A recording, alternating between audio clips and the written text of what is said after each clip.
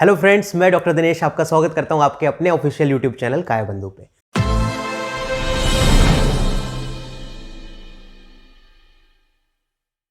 दोस्तों, ये third episode है हमारी मेंटल इलनेस की जो हम लोग सीरीज़ लेके आ रहे हैं और ये वीडियो बहुत ही ज़्यादा इम्पोर्टेंट है बिकॉज ये जो परेशानी है ये आप अपने घर परिवार रिलेटिव में अक्सर सुनते होंगे। दैट इज़ घबराहट, एंग्जाइटी, जनरल एंग्जाइटी डिसऑर्डर। दोस्तों, आज ये एक हमारा पैटर्न बन गया है कि छोटी छोटी बातों पे हम लोग चिंता करते रहते हैं। अगर कोई घर से बाहर गया तो अरे जब तक लौटेगा नहीं तब तक यही विचार चलते रहेंगे, कैसे होगा, क्या खाया होगा, कहीं एक्सीडेंट ना हो जाए, और अगर थोड़ा सा लेट हो जाए तो फ़ोन पे फ़ोन करते रहते हैं। छोटी छोटी बातों पे चिंता। आज के बारे में ना सोच के फ्यूचर के बारे में इतना ज़्यादा ओरिएंटेड हो जाते हैं कि हर समय मेरे दिमाग में कुछ ना कुछ चिंता चलती रहती है और उस चिंता में मेरे थॉट्स में निगेटिवनेस ज़्यादा रहती है रादर देन पॉजिटिवनेस। तो निगेटिव सोचने की हम लोग की आदत पड़ गई है जिसके कारण हम लोगों को घबराहट होने लगती है। अब क्या लक्षण है जिसके आधार पे हमें ये पता लगे कि ये जो सामने वाला बंदा है, मेरा रिलेटिव या मेरा फ्रेंड, वो एंग्जाइटी डिसऑर्डर से ग्रसित है? तो मैं पहले बता देना चाहता हूँ, एक सर्वे हुआ था जिसमें ये पाया गया कि हमारे इंडिया में 5% जो पॉपुलेशन है, मतलब 100 में से 5 लोगों को एंग्जाइटी है। अब आप सोचिए कितना ज़्यादा प्रिविलेंस है। अगर 140 करोड़ की बात करें तो लगभग कितने लोग, लगभग 7 करोड़ के करीब लोग एंग्जाइटी डिसऑर्डर से पीड़ित हैं। तो मेरा कहने का मतलब ये है कि ये इतना प्रिविलेंस होने के बावजूद भी हम इसको क्यों नहीं पहचान पाते। इसका कारण ये है क्योंकि ये कॉमन हो गया है, हर किसी में ये सारी चीज़ें देखने को मिलती है, तो हमें ये लगता है कि ये कॉमन प्रॉब्लम है। लेकिन मैं आपको बता देना चाहता हूँ, जैसे मैंने अपनी प्रीवियस वीडियोस में भी बताई है, कि अगर कोई एंग्जाइटी है, अगर कोई घबराहट या चिंता करता है और वो परसिस्ट करता है मोर देन 2 वीक्स एक ही चीज़ को लेकर, या फिर हमेशा जो सोच रहा है उसमें खाली वरीनेस ही है, तो अगर वो 2 वीक से ज़्यादा परसिस्ट कर रही है अलॉन्ग विद दीज सिम्टम जो मैं आपको बताने जा रहा हूं, तो ये मेंटल इलनेस की कैटेगरी में आता है और आपको डॉक्टर तक पहुंचना बहुत आवश्यक है। सबसे पहला सिम्टम जो रहता है कि पेशेंट हमेशा आपसे बोलेगा कि मेरे मांसपेशियों में खिंचाव है, मेरी मसल्स टेंस है, मेरे सर की जो मांसपेशियां हैं वो खिंचती हैं। उसको अलग अलग प्रेजेंटेशन हो सकता है, कोई हैवीनेस बोल सकता है, कोई दर्द बोल सकता है, कोई कहता है कि हथौड़ा मार रहा है, या फिर कोई ये कह सकता है मेरे पूरे शरीर में ही दर्द है। तो अगर इस तरह की कंप्लेंट्स हैं तो, और अगर आप रिपोर्ट्स कराते हो उस पेशेंट्स की और एवरी रिपोर्ट्स आर नॉर्मल, तो आपको समझ जाना चाहिए ये एंग्जाइटी डिसऑर्डर है।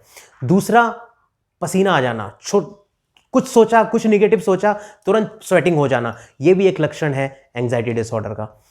एक एंग्जाइटी डिसऑर्डर का ये बहुत इंपॉर्टेंट लक्षण है, और आप देखते होंगे मेरे पास कई पेशेंट आते हैं, उनका हाथ पैर कांपने लगता है लाइक ट्रेमर, और अगर हम उनको थोड़ा सा रिलैक्स करते हैं 5 या 10 मिनट विद सम एफर्मेशन या काउंसलिंग, तो वो सारी चीज़ें कम हो जाती हैं, या फिर कुछ ऐसी मेडिसिन आती हैं जो कि हमारे सेरोटोनिन के लेवल को बढ़ा देती है तुरंत, तो एंग्जाइटी तुरंत कम हो जाती है। तो इसके आधार पे हमें समझ जाना चाहिए कि एंग्जाइटी डिसऑर्डर है। ऐसे पेशेंट्स का इंडाइजेशन की प्रॉब्लम रहती है, पेट की प्रॉब्लम रहती है, थोड़ा सा ही अगर उनको डर लगा, चिंता करी उन्होंने, तो उनको लूज मोशन शुरू हो जाते हैं। मैं आपको एक एग्जाम्पल जो कि लाइव मेरे संग हुआ हमारे कॉलेज के टाइम पीरियड में, मेरा एक फ्रेंड था, वो एग्जाम से पहले उसे सब आता था, स्टिल उसको कम से कम 5 से 6 मोशन होते थे पेपर देने से पहले। पेपर उसके हालांकि अच्छे होते थे और टॉपर्स में था, लेकिन उसको जो एंग्जाइटी थी जिसकी वजह से उसका गैस्ट्रिक अपसेट, ये लूज मोशंस लग जाते थे। तो ये कुछ लक्षण है जिसके आधार पे आप समझ सकते हैं।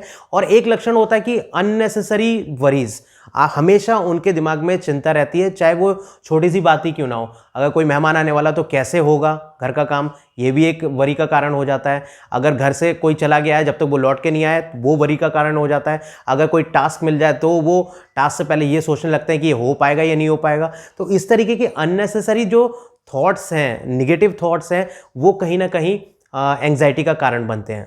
अब इसका कारण क्या है दोस्तों, मैं पहले भी आपको बता चुका हूं, कारण साइकोलॉजिकल जो इलनेस है उसके 3 ही हैं। सबसे पहला जेनेटिक कारण हो सकता है, जैसे मैंने आपको पहले भी बताया, अगर मदर और फादर दोनों एंग्जाइटी डिसऑर्डर से ग्रसित हैं तो बच्चों को प्रोबेबिलिटी रहती है 50% तक होने की।